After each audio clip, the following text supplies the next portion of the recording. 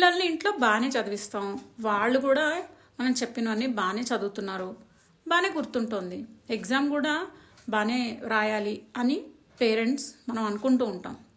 కానీ ఇక్కడే మనకు ఒక షాక్ ఎదురవుతుంది. అంతా చదివించినా వాళ్ళకి అన్నీ గుర్తున్నా ఎగ్జామ్లో ఏమీ రాయరు, ఇంచుమించు ఫెయిల్ అయినంత పని చేస్తారు. అసలు ఎందుకు ఈ గ్యాప్? ఇది అర్థం చేసుకోవడం నుంచి ఎగ్జామ్లో రాసి మార్క్స్ తెచ్చుకోవడం మధ్యలో చాలా ప్రాసెసే ఉంది. అసలు ఈ గ్యాప్ ఎందుకు వస్తుంది? ఇప్పుడు ఈ వీడియోలో మనం అర్థం చేసుకుందాం. Hi, I'm Megha, psychologist and a coach. For example, ఇప్పుడు డ్రైవింగ్ ఉంది, తెలియడం వేరు, క్లచ్ నొక్కాలి, గేర్ వేయాలి, కీ స్టార్ట్ చేయాలి, ఇవన్నీ తెలియడం వేరు, యాక్చువల్గా చేయడం వేరు. సో మీ పిల్లలకి తెలుసు, కానీ యాక్చువల్గా చేసేటప్పటికి అది ప్రాక్టీసే. రాయడం అనేది మనకు ఓన్లీ రాయడం అని అనిపిస్తుంది, కానీ రాయడంలో ఆలోచించాలి, లాస్ట్ టైం చదివినవన్నీ గుర్తు తెచ్చుకున్నవన్నీ ఒక సెంటెన్స్లో మైండ్లో అరేంజ్ చేసుకోవాలి.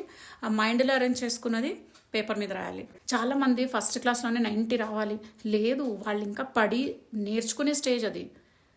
అసలు వాళ్ళు రాయడమే రాదు, అసలు వాళ్ళకి పెన్సిల్ పట్టుకోవడమే ఇంకా రావట్లేదు.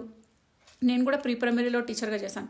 కొంతమంది కర్సివ్ రాసేసేవారు, ఒకళ్ళిద్దరు చుక్కలు పెడితే కూడా జాయిన్ చేసేవారు కాదు. నా క్లాస్లో 37 మంది ఉండేవాళ్ళు, 37 మంది డిఫరెంట్. కానీ ఇంతమందిలో నేను చూసింది ఏంటంటే, డే 1కి ఇయర్ ఎండ్కి డెఫినెట్గా డిఫరెన్స్ ఉంటుంది. సో ఇక్కడ అసలు యాక్చువల్ ప్రాబ్లం ఏంటి?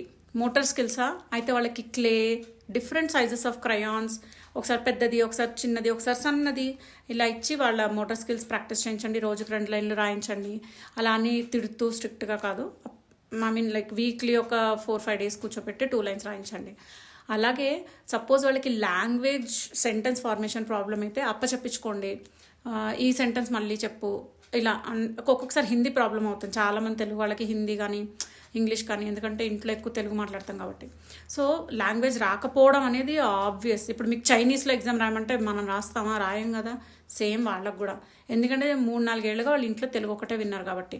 సో ఆ లాంగ్వేజ్లో సెంటెన్స్ ఎలా ఫామ్ చేయాలి అనేది మీరు రిపీట్ చేసి 4-5 సార్లు ఒక క్వశ్చన్ని రిపీట్ చేయమండం కానీ, లేదంటే చెప్పించుకోవడం ద్వారా లాంగ్వేజ్ అండ్ ఫార్మేషన్ డెవలప్ చేయొచ్చు.